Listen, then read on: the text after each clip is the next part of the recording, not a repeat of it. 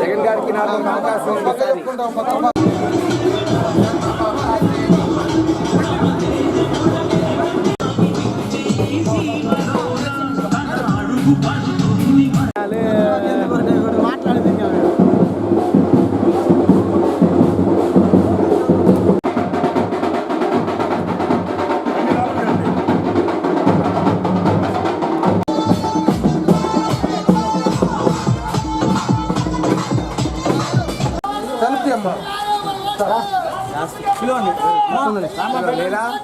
కావాలమ్మా.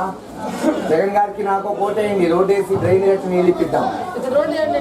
మీరు చెప్పకపోతే చెప్తున్నా అమ్మా, మేము అధికారంలో లేవు, ఓ నెల తర్వాత వస్తే తప్పకుండా చాలా లోపల పెట్టాలమ్మా. అన్నా వీళ్ళ వార్డులో ఉన్నమను అరే అబ్బారా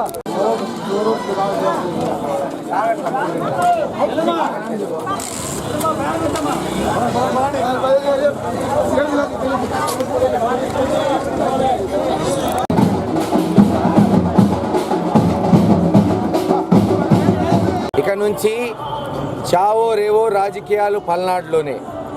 ఈ రోజున నా రాజకీయ ప్రస్థానం ఈ ప్రాంతంలో ఆ దేవుడిచ్చిన వరం, జగనన్న ఆదేశం.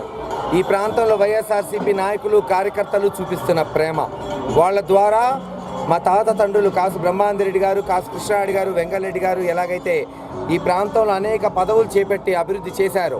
నాగార్జున సాగర్ కావచ్చు, బుగ్గవాగు, లేదు Vadapalli bridge, railway sub division, police sub division గురజాల్లో, అలాగే రెవెన్యూ సబ్ డివిజన్ గురజాల్లో అనేక కార్యక్రమాలు చేశారు. లేదు రాజశేఖర రెడ్డి గారు ఎన్నో అభివృద్ధి కార్యక్రమాలు ఈ ప్రాంతంలో చేశారు. అలాగే కొన్ని నేను చేసి పేరు ప్రఖ్యాతులు సంపాదించాలి, ఇక్కడున్న ప్రజలకు సేవ చేయాలనేదే మా అభిమతం.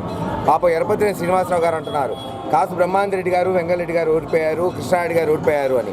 తాత తండ్రులు చేయలేనిది మనవడు చేసి చూపిస్తాడు. రేపు గెలిచి మీకు దిమ్మ తిరిగే షాపు రేపు 10 రోజుల్లోనే చేసి చూపిస్తాం. అయినా కాసు బ్రహ్మాందరెడ్డి గారు, కృష్ణారెడ్డి గారు ఇక్కడ పార్లమెంటుకు పోటీ చేస్తే అత్యధిక మెజారిటీ, ఏ నాయకుడికి ఇవ్వని మెజారిటీ గురజాల నియోజకవర్గం ఇచ్చింది. ఒక్కొక్కసారి ఓడిపోవచ్చు, నువ్వు ఓడిపోలేదా? 2 సార్లు చిత్తుగా కృష్ణమూర్తి గారి చేతిలో ఓడిపోయావు, మర్చిపోయావా ఎరపతిని శ్రీనివాసరావు గారు? రేపు నిన్ను 30,000తో ఓడించబోతున్నారు ఈ ప్రాంత ప్రజలు, గుర్తుపెట్టుకో.